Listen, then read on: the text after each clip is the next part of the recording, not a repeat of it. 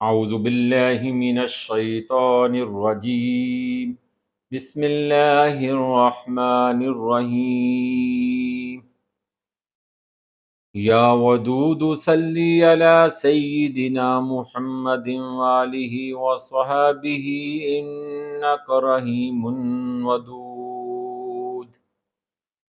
حدیث اليوم،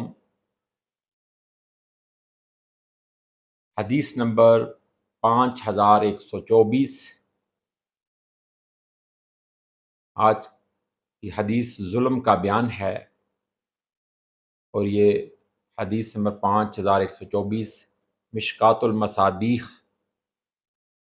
سے لی گئی ہے، اور یہ حدیث صحیح ہے اور اس پر متفق علیہ ہے۔ تمام اس پر راویوں کا، تمام جو اہل احادیث کے بکس لکھنے والے ہیں ان کا سب کا ان کے اوپر اتفاق ہے۔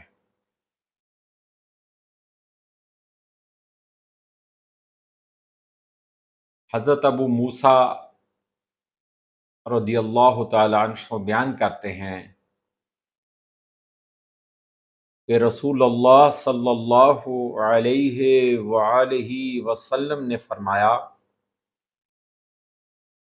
بے شک اللہ ظالم کو ڈھیل دیتا رہتا ہے، یعنی کہ دوسرے لفظوں میں اس کی رسی کو دراز کرتا ہے، رسی کو چھوڑ دیتا ہے، لمبا کر دیتا ہے، لیکن وہ جب اسے پکڑتا ہے تو پھر اسے چھوڑتا نہیں۔ پھر آپ صلی اللہ علیہ وآلہ وسلم نے یہ آیت تلاوت فرمائی، تیرے رب کی پکڑ اسی طرح ہوتی ہے جب وہ بستی کے ظالموں کو پکڑتا ہے۔ ترجمہ دوبارہ سنیں۔ حضرت ابو موسیٰ رضی اللہ تعالی عنہ بیان کرتے ہیں کہ رسول اللہ صلی اللہ علیہ وآلہ وسلم نے فرمایا، بے شک ظالم کو اللہ تعالیٰ ڈھیل دیتا رہتا ہے، لیکن وہ جب اسے پکڑتا ہے تو پھر اسے چھوڑتا نہیں۔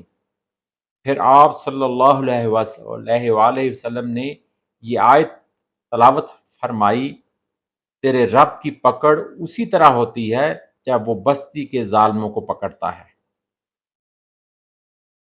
اس حدیث مبارکہ کی اگر نفسیات کو، اس کی وضاحت کے اندر جائیں تو ہمیں پتہ چلے گا کہ اللہ سبحانہ وتعالیٰ ہر انسان کو، ہر گنہگار کو، مظالم ہو، جس طرح کا بھی ہو، وہ جو بھی گناہ گاری کر رہا ہے، اللہ تعالیٰ اس کو ڈھیل لیتا ہے کہ وہ واپس لوٹ آئے، اللہ کی طرف متوجہ ہوئے، رجوع کر لے اور توبہ کر لے، اور ندامت کے آنسو بہائے اور اللہ تعالیٰ سے استغفار کرے، توبہ کرے، تاکہ اللہ تعالیٰ اس کو معاف کر دے، کیونکہ معاف کرنا اللہ تعالیٰ کو بہت پسند ہے۔ لیکن انسان بڑا ظالم ہے، وہ یہ سمجھتا ہے کہ شاید وہ بڑا طاقتور ہو چکا ہے۔ نہیں، یہ اللہ تعالیٰ اس کی رسی دراز کر رہا ہوتا ہے۔ جب اللہ تعالیٰ کی پکڑ آتی ہے، جس روز پکڑ آتی ہے، تو پھر اس کو کوئی چھڑانے والا نہیں ہوتا، کوئی اس کا دوست، کوئی یار و مددگار نہیں ہوتا، وہ یکا و تنہا رہ جاتا ہے۔ اور اس کی مثال نبی کریم صلی اللہ علیہ وسلم نے قرآن پاک کی آیت سے دی، جب اس کی پکڑ آتی ہے اس طرح آتی ہے کہ جس طرح وہ بستی والوں کو ملیہ میٹ کر دیتا ہے۔ استغفر اللہ، اللہ ہمیں معاف